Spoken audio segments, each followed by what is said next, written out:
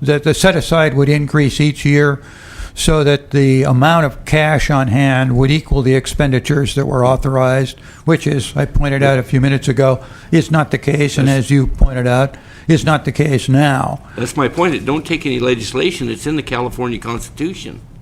But there's no, that is the laws, the guidelines that guidelines the state to operate. And if our state legislature don't have the ability to go by that, then what else matters? We don't need any more laws if they don't go by that basic law. The interesting thing, Supervisor, is if you look at the documentation, no place will you find what I just stated to you. It all balances. It all comes out even. This number balances this number. It's just when everything is totaled up and when you actually figure out how much cash is on hand, tain't so. The revenue is short of expectations and the expenditures exceed the estimate. So the printed document is balanced. The anticipated expenditures are estimated, the anticipated revenue is estimated, and they're estimated to balance. They don't balance. We've talked, there's been a lot of talk about the state, the financial condition of the state.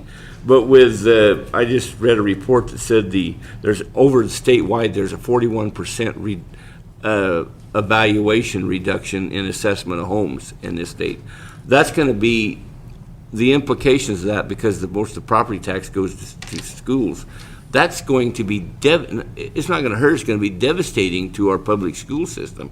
And I've heard nobody talk about that, and that's going to start affecting in this next taxable collection year. Yeah. And it's going to be worse the following year. But I've heard no discussion of that. It's going to be devastate our public school system, and they're not even talking about it. Actually, Mr. Chairman, if I might respond to Supervisor, Proposition 98 requires that shortfall be made up by the state general fund.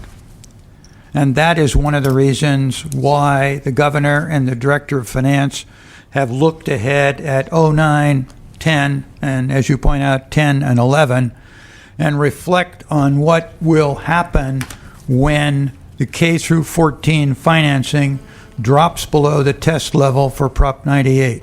What it means is the money has to come from the state general fund. You're correct. In most counties in the state, the bulk of the property tax goes to K through 14. To the extent that the assessed values are reduced, and they have been reduced, not uniformly throughout the state. It's a very uneven reduction. The reductions in certain parts of the state, particularly the Central Valley and San Joaquin, Stanislaus, and Merced County, have hit earlier than they have elsewhere in the state. So we can expect certainly in 08 and 09-10, but maybe even in 08-09, a reduction in the income to K through 14 in counties like that in the Central Valley, where the value of residences dropped precipitously. That's going to have an impact on the state general fund, which you used the word devastating. That's exactly what it will be. It's exactly what it will be. So the state general fund is required to maintain that Proposition 98 level of funding. That means the extent to which the money goes to fill in the coffers of K through 14 is the extent to which the money is not available for some other programs. Most of those other programs are the ones that are administered through this county. So that we will see, I think, an impact not just on entitlement programs, but on other programs that counties depend upon in order to receive funding for many services that you provide to your residents. But your point's a good one.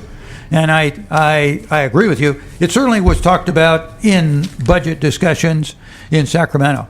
There was very little notice of it taken in the general press, very little notice taken of it in the general comments on the budget, but it is a point well taken, and it is one of those if I may reverse the saying, it's one of those takes that keeps on taking. It's going to keep on taking for a long time, because even when the values begin to climb back up, the realization of income from those increased values will lag behind the actual increase. The assessor may revalue the property, but that lag time will at least be a year, maybe 2 years, maybe 3 years behind the actual increase in the property. So what you point out is absolutely true. Not a happy scenario.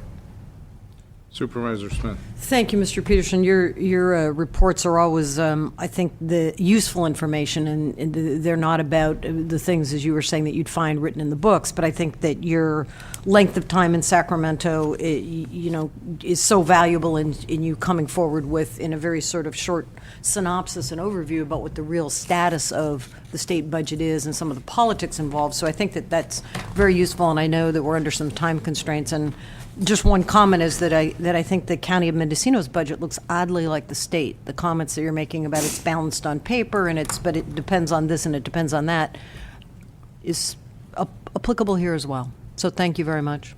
You're welcome. Thank you.